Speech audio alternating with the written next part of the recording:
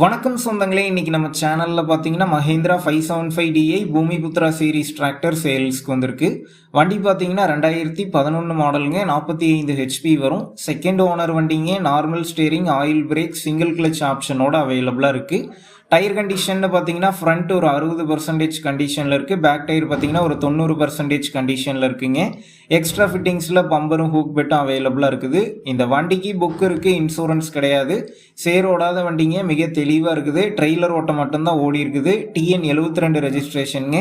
Engine gear box எல்லாமே பார்த்தீங்கன்னா good கண்டிஷனில் இருக்கிறத சொல்லியிருக்காங்க.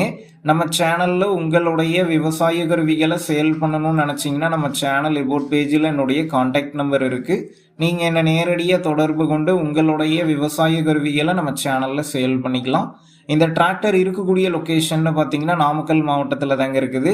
இந்த வண்டிக்கு விலைன்னு பார்த்தீங்கன்னா 2,70,70,000 ரூபாய் சொல்லியிருக்காங்க.